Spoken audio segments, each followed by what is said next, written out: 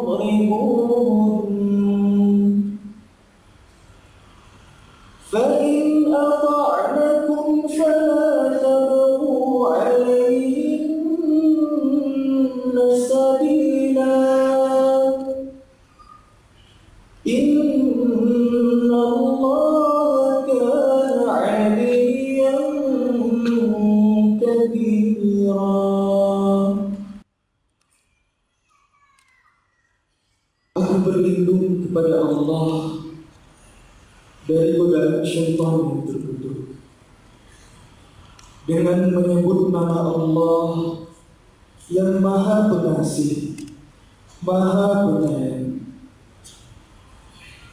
Laki-laki atau suami itu pemimpin bagi perempuan, istri, karena Allah telah melebihkan sebagian mereka laki-laki atas sebagian yang lain, perempuan. Dan karena mereka laki-laki telah memberikan nafkah dari harta mereka, maka perempuan-perempuan yang salihah adalah mereka yang taat kepada Allah dan memelihara diri ketika suami mereka tidak ada, karena Allah telah menjaga mereka. Adapun perempuan-perempuan yang kalian khawatirkan akan berbuat nusyuz, hendaklah kalian beri nasihat kepada mereka. Tinggalkanlah mereka di tempat tidur, dan jika perlu, pukullah mereka dengan pukulan yang tidak menyakitkan. Akan tetapi, jika mereka mentaati kalian, maka janganlah kalian mencari-cari alasan untuk menyusahkan mereka. Sungguh, Allah Maha Tinggi lagi Maha Besar.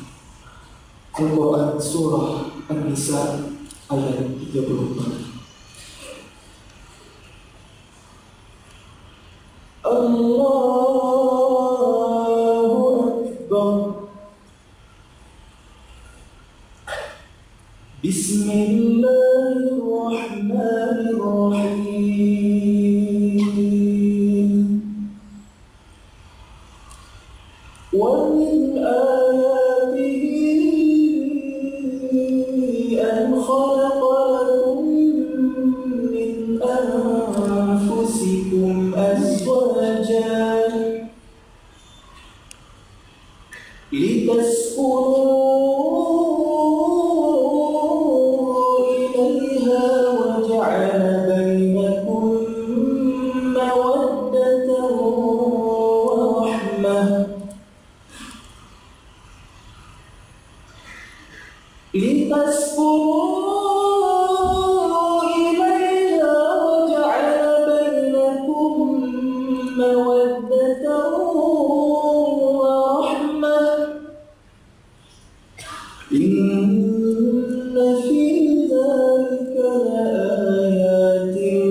لقوم يتفكرون.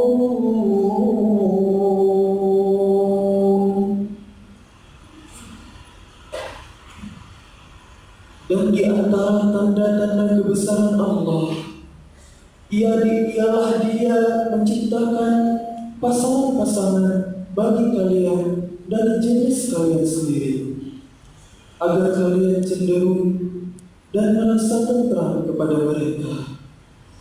Lalu dijadikan di antara kalian rasa kasih dan sayang. Sungguh, pada yang demikian itu benar-benar terdapat tanda-tanda kebesaran Allah bagi kaum yang berfikir. Allahu Akbar. Bismillahirrahmanirrahim.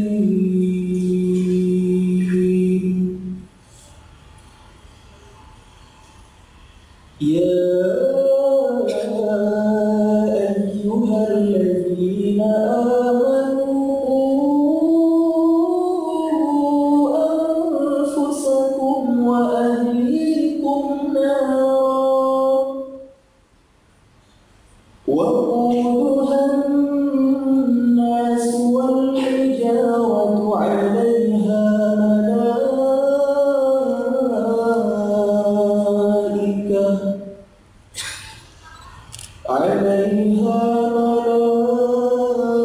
ملائكة غلاظ شداد لا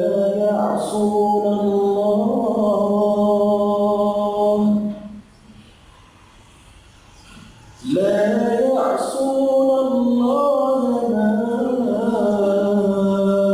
أمرهم ويفعلون ما يؤمرون. صدق الله العظيم.